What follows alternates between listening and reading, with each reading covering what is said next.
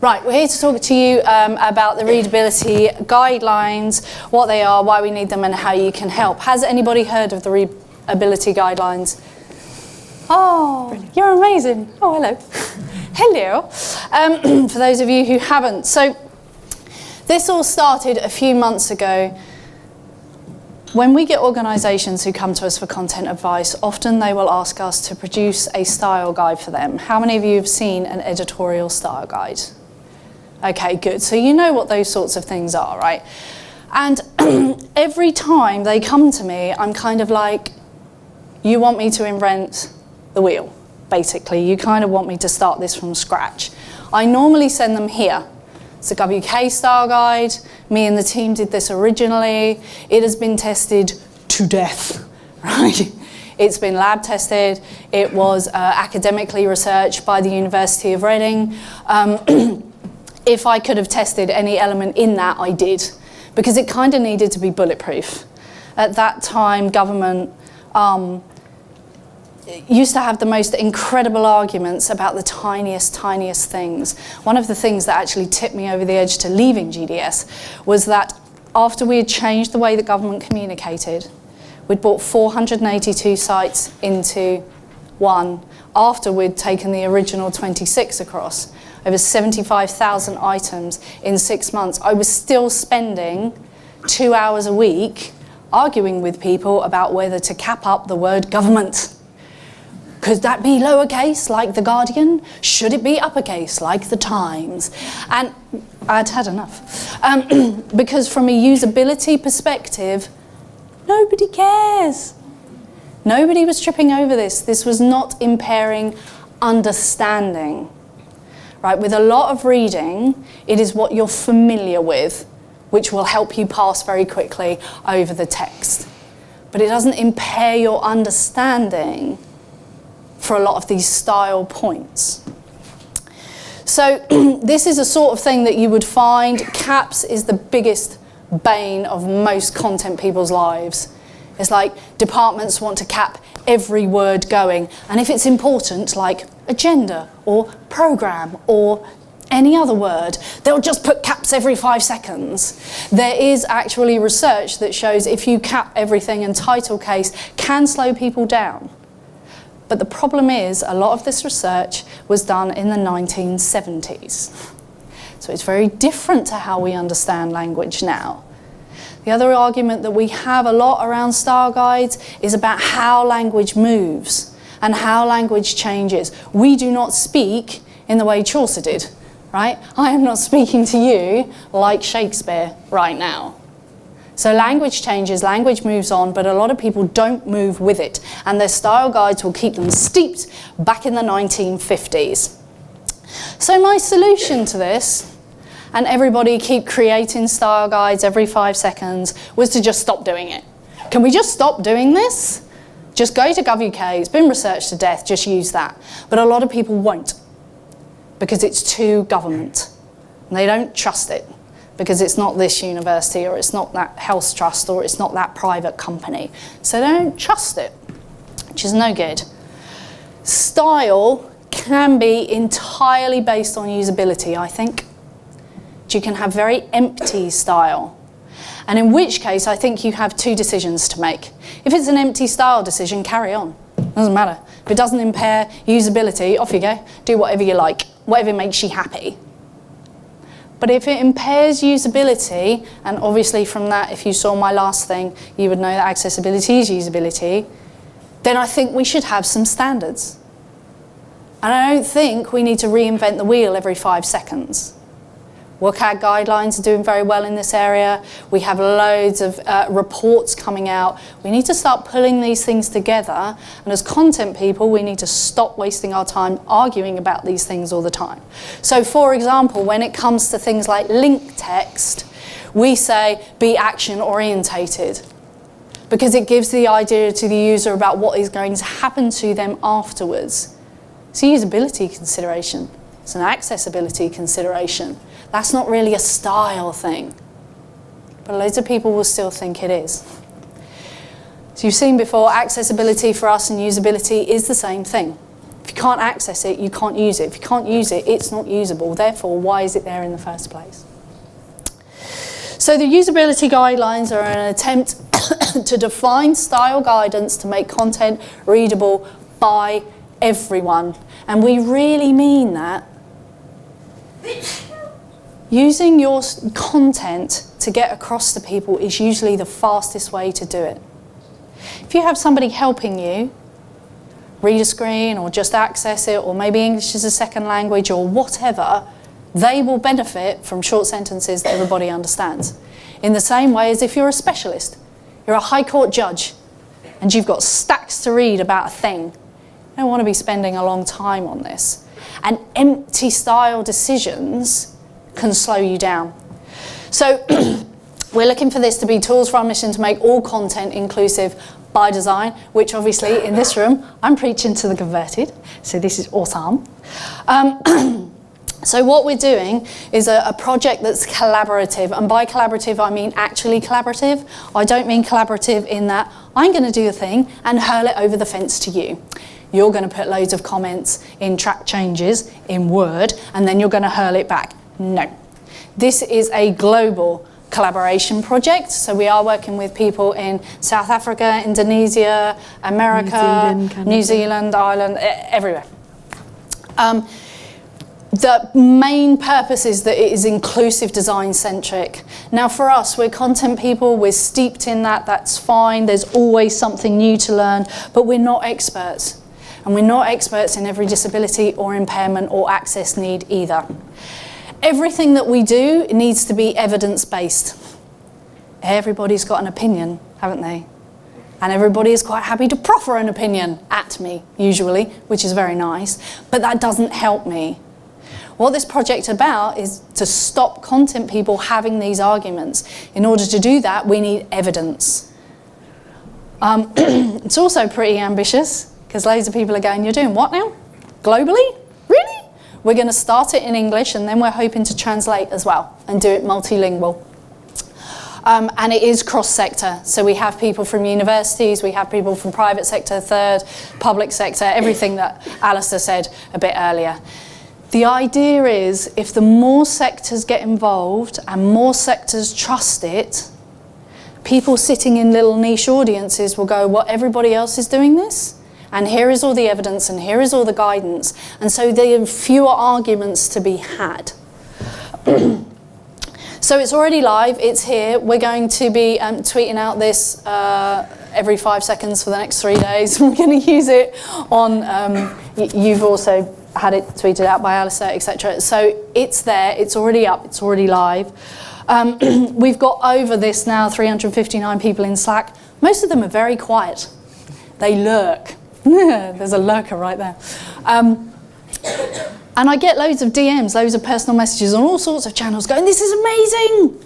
But nobody actually speaks. There's probably about 15 people who actually speak. We have weekly discussions on Slack that allows that global collaboration thing to happen, and we have over 50 points of evidence now. And when I say a point of evidence, I mean an empirical study, not somebody's opinion. We're talking about actual studies. Excuse me. Project, so that we've already done an alpha, which was kind of like, is this going to work? Should we bother with this? Would content people find it useful? The answer was yes. So we asked for volunteers to lead live weekly discussions on individual points. So we asked for super contributors, and they take a point like N rules and M dashes, because we geek out on that sort of thing, whether caps are a good idea or not, using ampersands, that sort of thing. We asked them to lead on that. We asked them to lead the rest of the world, in this little group, by the way, not in general, with a kind of global collaboration on gathering data and evidence. Finding anecdotal evidence is still important because it might lead us to empirical evidence. And then they talk about it weekly, okay? So crucially, we're asking questions about inclusivity, and that's where you come in, right? Because we have tried to answer these questions, and we have lots of them, And we need the evidence to know what is right to recommend, and you will know that. Because particularly people, experts in accessibility, we need that from you to convince the stakeholders to accept this guidance, because that's actually what we as content people need. We need to have those internal conversations, and we need you to help us get that evidence and those kind of guidelines and get those guidelines sorted out. So we have questions, lots and lots of questions, and this is where you need to start talking. So we're going to turn the tables a bit with the Q&A format and ask the audience. So please do raise your hand if you can help us answer these. One of the things we're looking at is how do a wide range of screen readers pass ampersands, dashes and hyphens, other punctuation that conveys meaning or adds nuance, like brackets. Has anybody got any ideas that they want to share?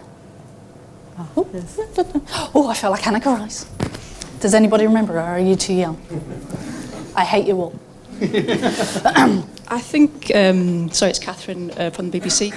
I think that it'll depend a lot on the screen reader and browser combination that you're using as to whether it announces anything or doesn't recognise it, such as for a dash and a hyphen. Yep. I think it would depend on the platform or the assistive technology that you're using. So some might recognise a dash, some might not acknowledge it at all.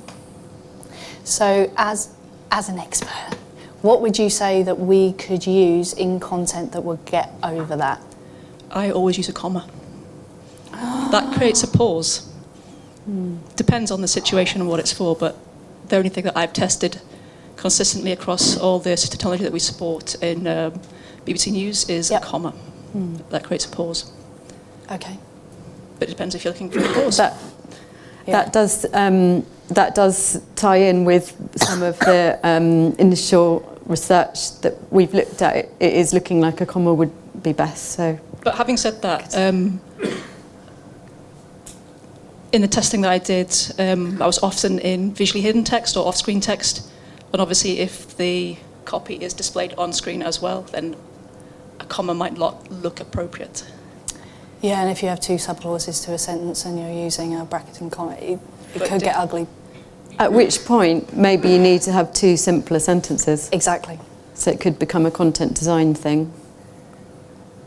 Content people are really happy right now. The rest of you are looking a little bit worried, right? I'm telling you, if you've got two subclauses to a sentence and you're using bracketing parentheses, it can get very ugly very quickly. Thank you. Lovely. Are there any other comments on this one? So I've got a quick comment there as well. So it depends a lot on the user settings. So screen readers are incredibly configurable. Some people will use the default setting, some people will configure it.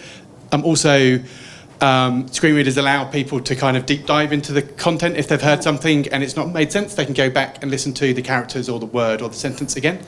So users can interrogate the content if they know how to. How many of them are likely to know how to? I don't know. That would perhaps a question for the RNIB possibly. Okay. Yeah, got to. Alistair wants to run. That's what that was. So Shilpi Kapoor from Barrier Break. One of the things I think you should consider, because it's readability guidelines, is that it's not only about the screen reader, but also about other reading tools. We have other questions. Perfect. But to Alistair's point, most of them would be able to configure the different settings. Yep. And most of them would actually not only configure that. One of the biggest problems that we're finding is when these things are also used under other technologies. Let's say it's MathML, right? Yep. And if you've got math and you've got an open bracket, closed bracket. Yep. So most of the time people only look at things which are at basic content level, but there is so much of other content which is being created, which is just not textual content. Okay. Right? So that might be something to also look at, because those tools then read it out differently along with the screen reader.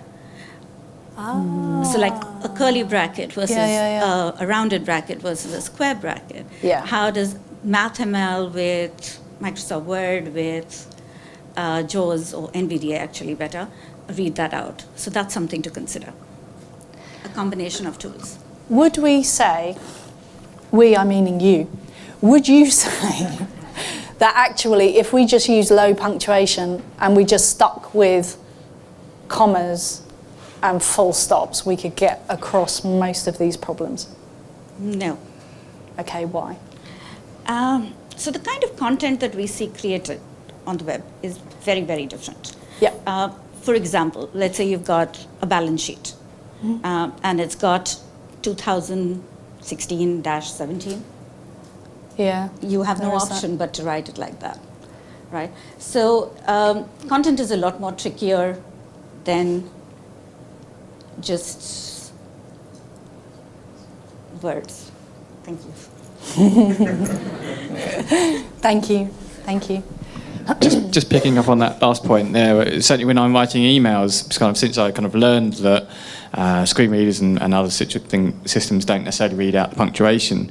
So if I'm writing, I can meet between the 7th and the 9th of May, I won't write a dash, I would actually write to or and instead, so that I know the screen reader will read it out.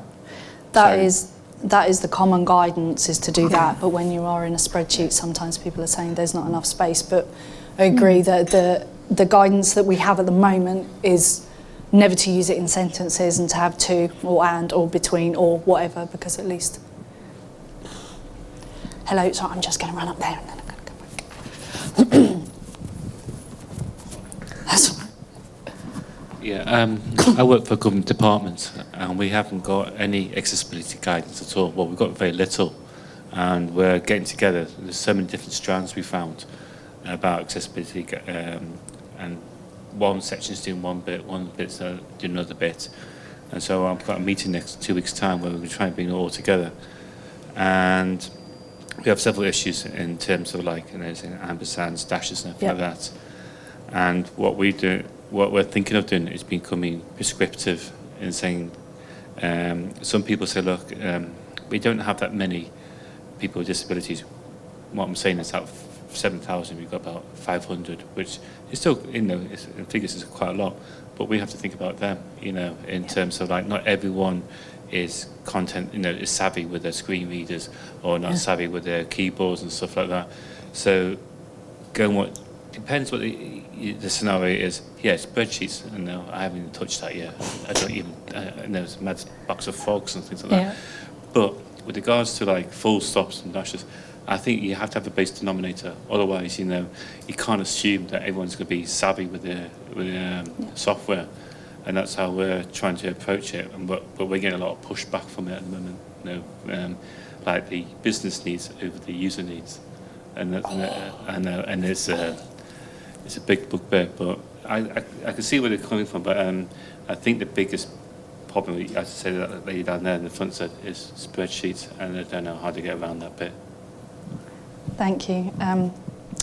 I haven't seen many spreadsheets being done well on the internet, whether you have any access needs or not, really. Who had their hand up?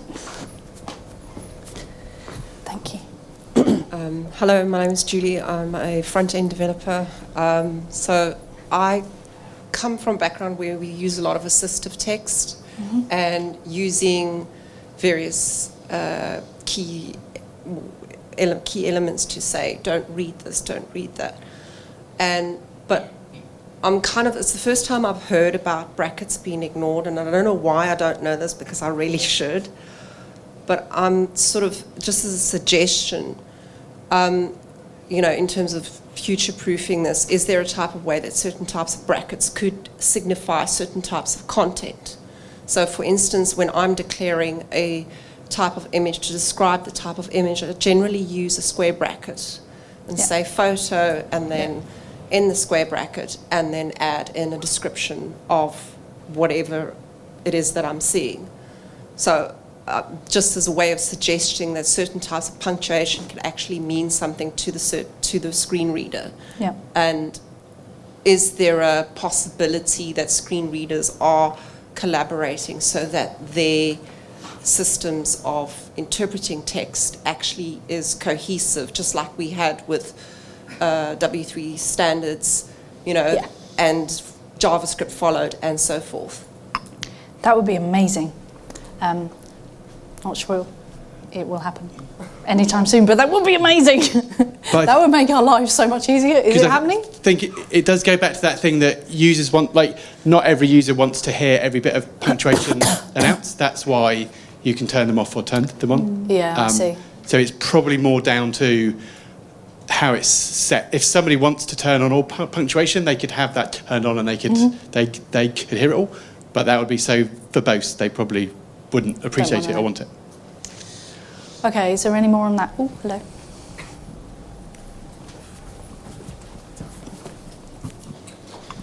Hi, my name's Ian, QA, and I'm a big fan of semicolons. I think they should play a more prominent role than they do.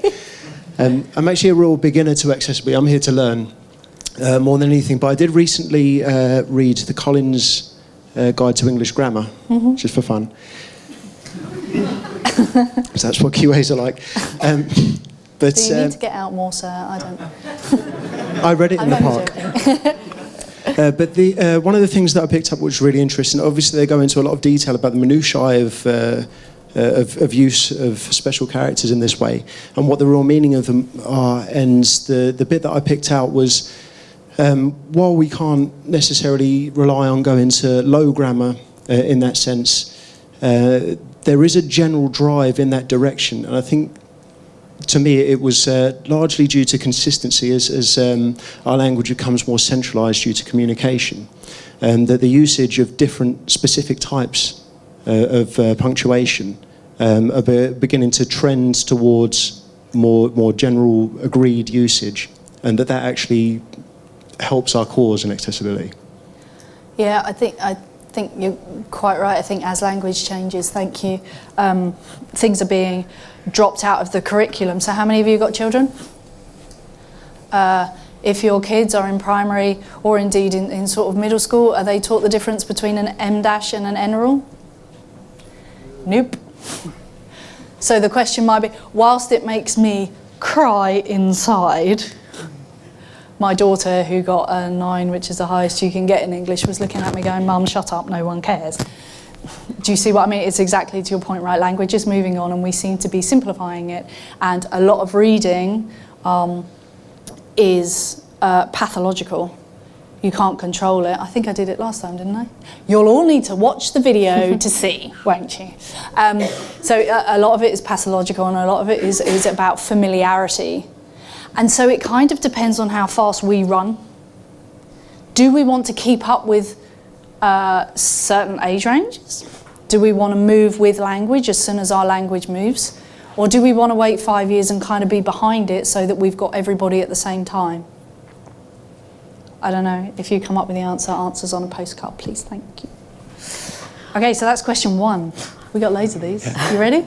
I just wanted to quickly jump in and say about the settings and the comma point, because what's really great about the comma is that it doesn't read out comma, as I understand it. It pauses. So wouldn't it be great if, instead of reading out brackets or whatever, the screen reader mirrored natural speech a bit more? And, you know, if we're talking, we wouldn't say brackets this, and if it could say act as natural speech would. I don't know whether any of them do that, but...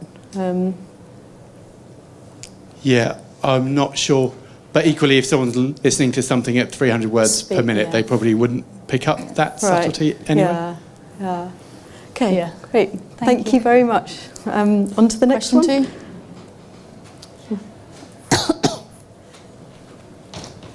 Technical hitch. Just press down. So- the I'm arrow. pressing down. I pressed that. Oh, sides. No. No, just the one question for you today. Thanks very much. Yeah, that's it. Yeah. It did turn itself off for a bit, like went blank.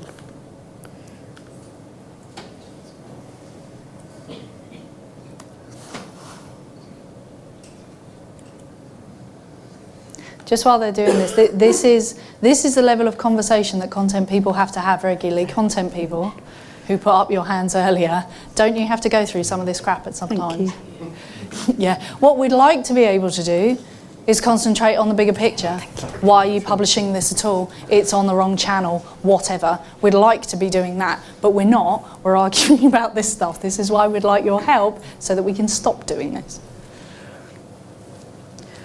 So the next question, are positive and possessive, so we've had evidence, usability studies showing that negative contractions do pose usability issues, but we haven't yet got any evidence about positive and possessive contractions. So you know when people write will and then they go will not, and then you'll put it to won't, or cannot and you put it to can't, that's a contraction.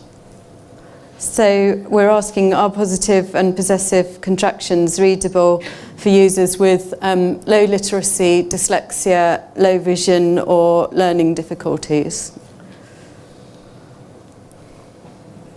Does anyone happen to know anything about that? Off the top of your heads?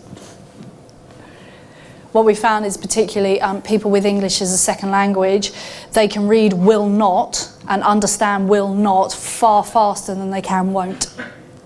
Because English is quite a difficult language for some other languages to pick up. A language is considered a working language at 3,000 terms. With English, you have to learn that and then some just to hold a conversation. It is the same with a lot of other languages, but not all.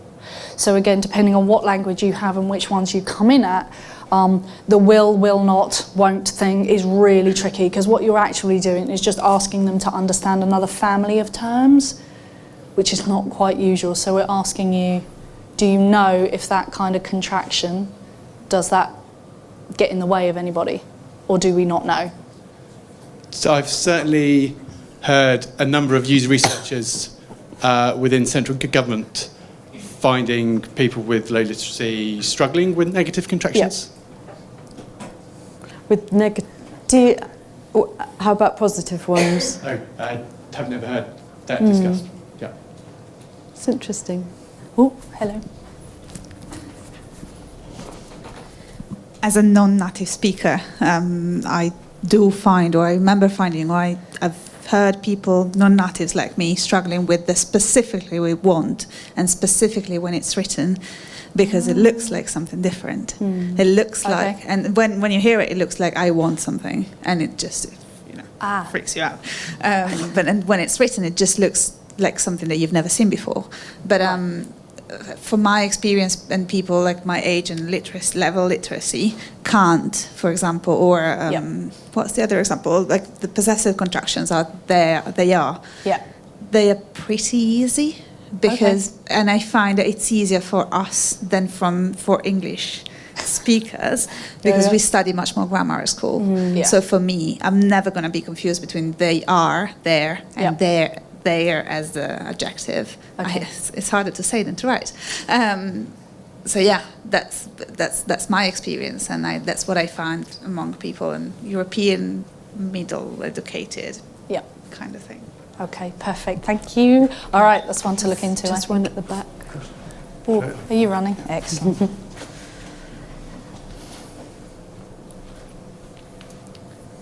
Sorry, this is less of an answer and more of a question. We're asking you the questions this evening. Quite new to me. But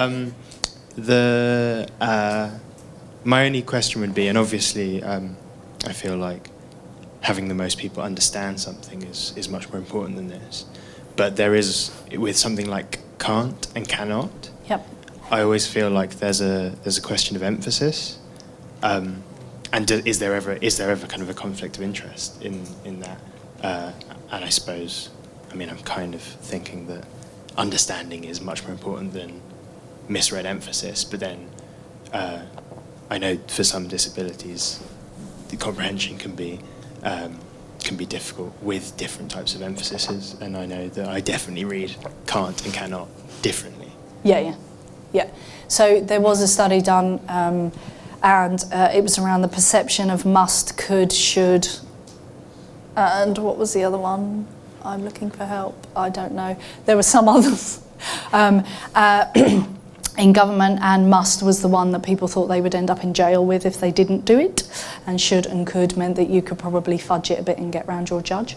So, so in terms of using that sort of language, you can use emphasis in a different way, but it is very difficult with this contraction business, because a lot of people will say it's our tone and style to be friendly and happy and all these things, and it's like, that's lovely. Is it usable? Because you can muck around with your tone and style without using usability, and that's the balance that we're looking for. Thank you. Thank you. Shall I go to the next? Yep. Probably only got a few minutes till Okay. break. Sorry. So this was one of, we discussed this in the chat on Slack last week. Does having a link mid-sentence impair readability? Like, we had people say maybe it will distract you, you might go off, exit the page, might slow down the reading because it's going to be a slightly different style. What do you think? So you know when we used to have all the sentence and then the link at the end of the paragraph? Do you remember that time of the internet? Seriously. It used to happen, I promise. And then we all just start link text all the way through. One of the things in government, actually, at DirectGov and then Gov UK, was that we needed people to read a certain amount before we had them disappear, because we needed them to understand a thing, and it was quite complex stuff because we weren't where we are now. And so there was an idea that putting the link at the end meant that you are more likely, not definite, to read the whole thing before you disappear. But what we're wondering is, are there any access needs around that? If you had say you had a paragraph, 8 sentences, and you've got 2 inline links in that text, is that going to distract you enough to make it unusable? Hello? We're just hoping for all the answers this evening. Sorry, can you just pass that on? Thank you. Hi, I'm Sarah from NHS UK. It's not quite the answer you're looking for, but what we have found is that where you've got links mid-sentence or throughout a paragraph, it can actually help people scan and find the things they want. Okay, so perfect. we certainly find that people will actually use them as a way of scanning the page. See, that's what we need. Are there any other things on this? Hello? Hi, I am autistic, and I find that when I am reading a paragraph with links in the middle of sentences, I end up rereading it repeatedly before I understand what it says. Ah, because it's pulled out and it's blue and it's underlined or whatever? I just kind of stop reading when I get to the link and then start again. Interesting. See, perfect. Thank you very much. Oh, we need to do even more research on this now. Thank you. So, knowing that we're running out of time, what other questions have we got? We'll just run through, read out the last questions, and if you can join the Slack channel, that would be fantastic. We were wondering whether we should be making a sort of words to avoid list and a way of testing words against a certain level of literacy. Wondering whether there's any studies about more uplift in use by less advantaged and minority group users when the language is more inclusive. Going to be discussing you and we, whether they are impair the clarity of content. And and they're the sort of questions that we get into, and I realise that some of you are looking at us going, what are you saying? These things we find, obviously we're biased, right? We're content people, and I am absolutely going to fess up to that. But we find that this is the fastest way to get people to stop, disengage and move away, and potentially get the wrong information. If you're government, that's not okay. If you're buying a pair of trainers, it's fine, right? You go to another shop, you buy a different pair of trainers, whatever, it doesn't matter. But with a lot of the services that we work with in law and finance, it's kind of not okay. You go wrong, you end up in jail or with a big fine.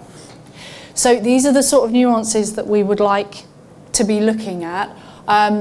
Good content, we say, is the fastest way to an audience understanding and acting on it, because that's what we want them to do. So we're asking you, please, will you come and talk and not just lurk, Lorena, in Slack, and there's an invite. So we're going to tweet all this out and everything. So maybe we'll ask you to send out an email or something with all these links on. We really need your help. We need more evidence, we need more data. What we're looking at is if we can't find it, we're going to look at funding it to find that research.